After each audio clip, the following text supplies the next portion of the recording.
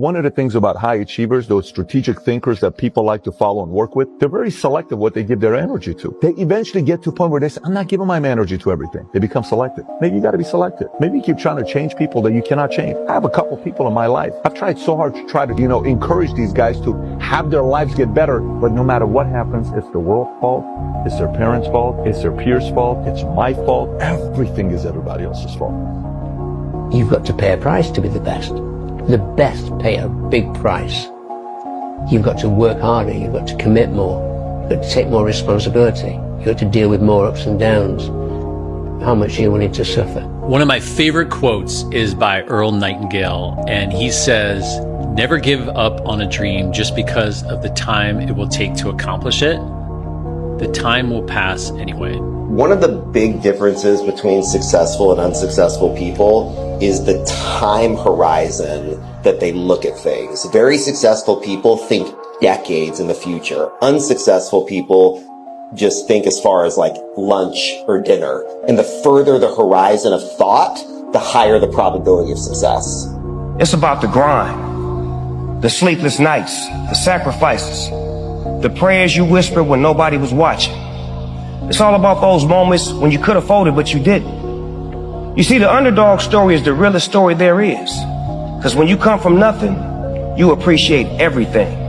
You hustle different, you love different, and you lead different. So today, I want you to do 3 things. Stay humble.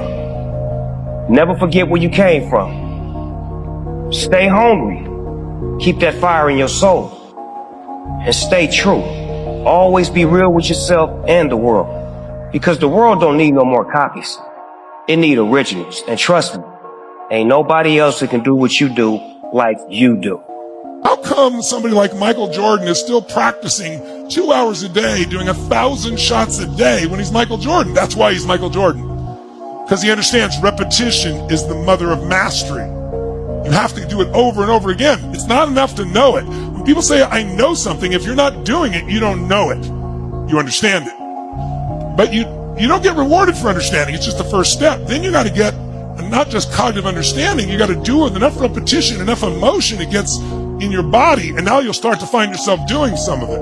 And if you do that long enough, it'll get in your body where it just becomes physical mastery. It's like tying your shoes. You don't think to tie your shoes, it just happens. You don't think to drive the car, it just happens. The nature of winning is doing the exact same things at a very high level, day in and day out, day in and day out, day in and day out. And when it gets boring and when it gets mundane, that's when everybody else quits. And if you can master that process, you're going to be infinitely successful, because most people cannot continue to go once it's not exciting anymore. And by the way, dude, it's not going to be exciting forever. Just like, any area of your life, fitness is not going to be exciting. You're not going to feel like working out every day. Just like your relationship, it's not always going to be the most exciting shit in the world. Okay. But the successful ones, the people who are successful in business, successful at training, successful in life and relationships, friendships, they understand that these mundane times are the times that count the most. In life, people emulate the end result, not the process. The end result is what they see, and they emulate that. Before Kobe scored that 61, that day he was practicing. Practiced his whole life. Are you willing to put in that sort of commitment? Are you willing to practice your whole life? Yeah, I'm sure you want to be on a jet and all that, but do you want to put in that work? That's what it takes for something great, that amount of time, that level of commitment. A lion doesn't roar before the hunt. It roars after the kill. Stop telling people your next move before you execute. You've got to consistently sacrifice stuff for a long period of time. Like, we're talking about social events, we're talking about food, drinking, your body, your mind, like everything. All about sacrifice. All about. People talk about discipline, but sometimes discipline is not enough. All about sacrifice. You can either A, right, sacrifice temporary fun for permanent dreams, or sacrifice your permanent dreams for temporary fun. And the reality is a lot of you guys are willing to sacrifice your permanent dreams for some temporary fun. Yeah. And that temporary fun is never going to get you anywhere. What are you willing to sacrifice, and what are you willing to give up to find every bit of who you are as a human being? If you wanna give up, you can give up. This is your choice. You can do whatever you want. If you don't want, go back to Dagestan and stay with your mom. She's gonna give you every day good breakfast. You don't do nothing. Stay there. But if you come here, don't complain. You wanna become best. You wanna become champion. And now you wanna say like you tired? Who cares? You tired or not? Nobody cares about it. Imagine you talk to the creator of the universe before birth and pick the person you get to become. You say, I want to be the most courageous. The creator replies and says, well, then I will give you monsters to terrify you so that you can conquer them. And you say, well, I want to be patient. Well, then I will make you work harder and longer so you can learn to wait. I want to be wise. And the creator replies, then I will give you failures that will crush your spirit so you can learn the value of judgment. You then say, sounds like a rough life. Can you give me a good life? Creator replies, just like we measure the quality of a blacksmith by the strength of his steel, I measure you by what you are at the end, not the fire and the hammer it took to make you. A good life isn't a life that's easy. A good life is a life that makes you into a good person. And that, my son, is a hard life. Once you start to succeed at something, the probability that you will continue to succeed ever more rapidly increases. So there's an exponential function with regards to success. But there's also an exponential function with regards to failure. Failure and success aren't like this. They're like this. Fail, fail, die. Succeed, succeed, succeed ridiculously. Like it's this weird curve. And it's funny because it doesn't just characterize economics. It's a really it looks like a really fundamental economic law. I was actually quite shocked when I first learned about this, which was only about 15 years ago, because I thought most things were normally distributed. It turns out that that's not true. You're not beginning on the path, it's already over. You already are it. You're just busy thinking you aren't. So just relax and stop being busy thinking you aren't, and you will be. It's not like you got to do anything. You don't have to get anything. You already got it. How silly. Once you declare it is done, you are collapsing the gap between wanting and having. You are no longer waiting for something to happen in the future. You are living from the end, acting as if it is already so. This is the key. The law of assumption teaches us that whatever we assume to be true in consciousness must manifest in our reality. When you say it is done, you are assuming the state of your wish fulfilled. You are living in the end, and the universe has no choice but to respond to that. Now you might be wondering, how can it manifest in just one day? It's because time, as we perceive it, is an illusion. The universe does not operate within the confines of time. It operates in alignment with your state of being. When you fully embrace the feeling that your desire is already fulfilled, manifestation happens swiftly and effortlessly. In fact, it can happen in the blink of an eye. The only delay is your resistance, the doubts, fears, and limiting beliefs that block the flow of creation. You have to find your own way. I mean, there are no manuals, no shortcuts, no secrets. You write your own manual, you develop your own shortcuts, you find your own secrets. You go where you're drawn to go, and you learn by doing the work. I mean, if you're scared, if it all seems like too daunting, if the machinery of it all seems too big and scary and overwhelming, it's great. You wake up in the morning and you do it anyway. If it seems impossible, it's even better. You do it anyway. And as you go, like I said, remember that amidst all that machinery, you're the one who's going to make the picture. It's just you and the thing that sparked you to make the film. You and the spark. In the end, they're one and the same. You guard that because it's precious. Now it's time to get to work. There's this huge time delay between when we start behaving in a way that a winner behaves and when we start winning. And the problem is that the bigger the mountain you're trying to climb, the bigger the W you're trying to get, typically the more delayed it is between when you start behaving like a winner and when you start being a winner. It happens slower than you expect and then faster than you can imagine. And I think that's the part that everyone misses, is they expect the faster than they can imagine, and they imagine really big. And so then their expectations are really big, really fast, but they take the intensity and they don't apply it to a timeline that's appropriate. What has worked so well for me and why the input over the output focus has been so powerful is that I can extend the time horizon basically indefinitely, because the goal is me and then the external goals occur. Anything can be learned. I can start playing golf like Tiger Woods. The only thing that separates me to Tiger Woods is desire and repetition. So when you bugger off to the pub or you sit and watch your favorite TV program, I study charts. I go over the trading day. Just like Tiger Woods, when everyone else hit the clubhouse, he went and worked out. And there's no shortcuts. You can't buy a book, you can't attend a course, you can't listen to anyone. You see, you can't be taught anything. I cannot teach you anything.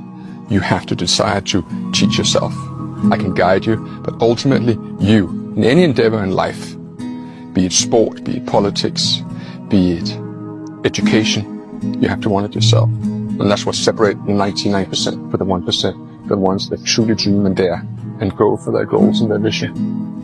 Imagine a life where every year feels better than the last. That's what long-term thinking is for. It's not about putting off joy or living a boring life. It's about making your life more fun tomorrow than it is today, so that you don't look back 50 years from now and think that the frat party you had was the best day of your life. Learn how to make good memories that lead to better ones, and you will have an amazing life. If you have a short planning window, you are on track to be broke. If you're broke and you have a long-term planning window, you're starting to think like rich people. And if you think and act like rich people, you get to become rich people. People who have wealth and keep wealth and build wealth have a long-term planning window. When they're making a decision about an action, a purchase, something they're going to do, they think to themselves, how's this going to affect me 5 or 10 or 50 years from now?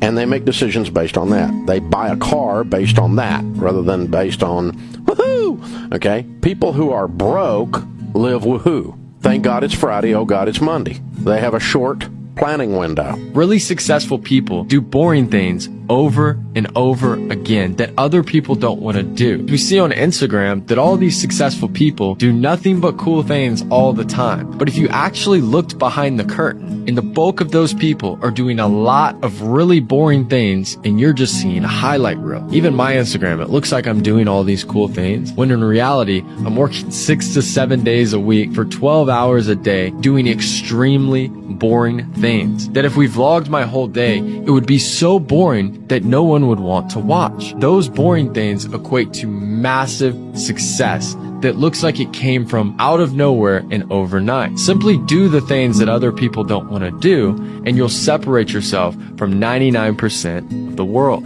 Everything you do is either goal achieving or tension relieving. You know, if a man's not too happy with his progress in the world, he should give a lot of thought to this idea. He should take a good long look at everything he does during his day, and as he approaches each act, he should ask himself, is this goal achieving or tension relieving? Now, we all need to relieve our tensions, but if we're doing too many things that are tension relieving instead of goal achieving, they're going to hold us back. Going overboard in the tension relieving department could lead to some serious problems in the future. Now, Samuel Johnson once said, every man is, or hopes to be, an idler. But like everything else in the world, there is a time to be idle and a time not to be idle. If you want to be idle later, in comfort, it's a good idea to make sure you're not spending too much time in idleness now. Life rewards action, not intelligence. Life rewards action, not intelligence. The smarter you are, the better your excuses. The more accomplished you are in talking yourself out of taking action, in proving to yourself that every action that you could take is too small, too meaningless, and not worth it. Absolutely, you cannot do everything, but you can do one thing and another and another, and that's the way you make massive progress in life. The matter that you show up and try and act week after week, month after month, year after year, with a little bit of intelligence, you start to get better and better and better. Even if the action is poor action, you're going to learn something from it. Discipline is necessary in our life in order to generate consistent, systematic action. But I think until you measure something that matters, you do not know if you're disciplined. Action leads you to grow, leads you to engage with others. Action, everything good in life happens when you're off the sofa and engaging with the world. So find a measure of something that matters. Pay attention to whether you're making progress on the actions that lead to that measure, and look at what needs to happen in your discipline so that you value action above thinking or intending to take action. Always keep the long-term and vision in mind. When you're trying to achieve big goals in life, right? Maybe it's a journey to becoming a profitable day trader. Maybe you want to make $1 million. Maybe you want to be financially free, retire your parents. Whatever it is, you always have to keep the end result in mind and the long-term vision in your head.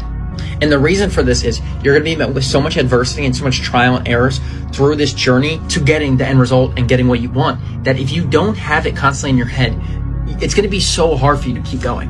In moments where you're met with extreme adversity or extreme failure or temporary setbacks, If you don't have that in mind, it's so easy to think of only the short term and think, oh, today I failed so badly, and today.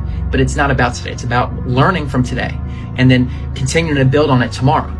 And if you have the end goal and end result in mind, it'll be so much easier for you to get through these adversities and these battles that you face every day, because you ultimately will know that you 100% are going to get there as long as you learn and overcome the challenges that you are met with.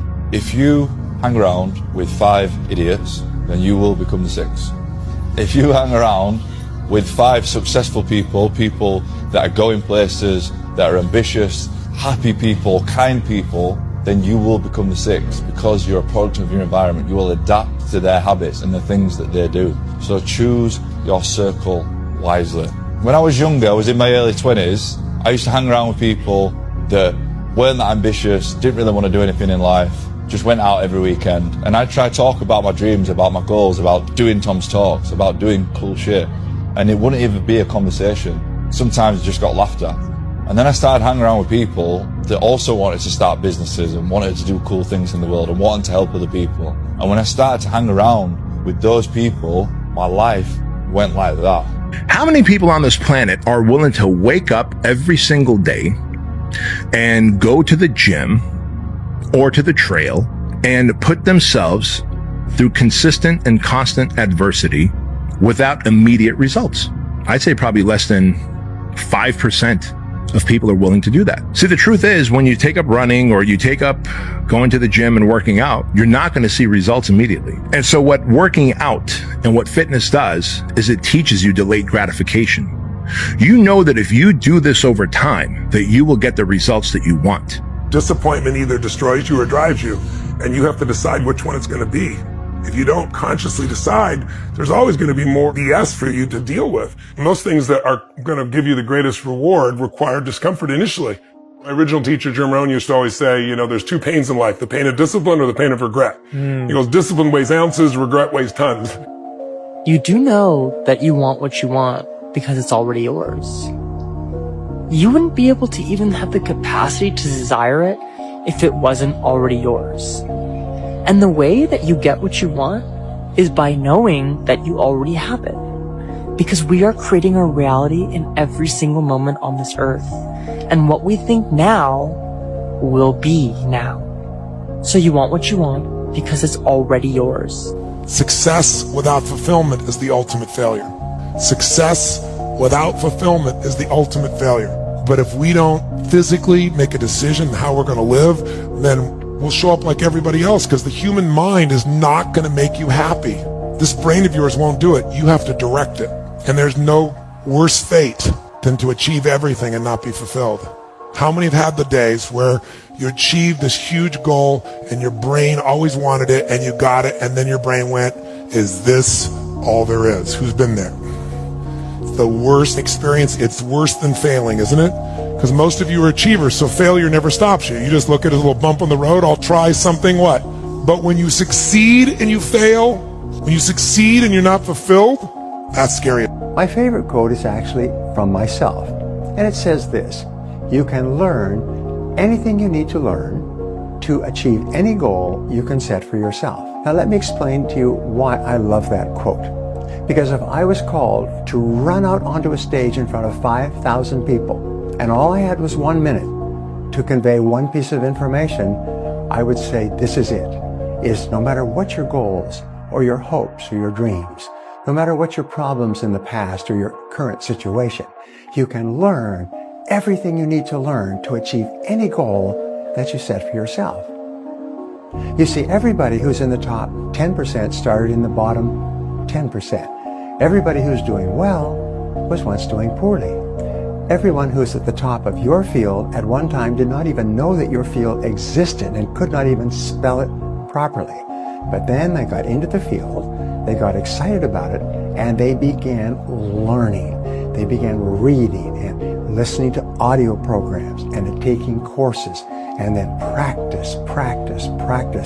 And over time, they became excellent. You see, all of us start off with very little in life. In fact, most people start off with no money at all. If you look at the richest people in America, Bill Gates, yes, came from a good family, but started his business from scratch.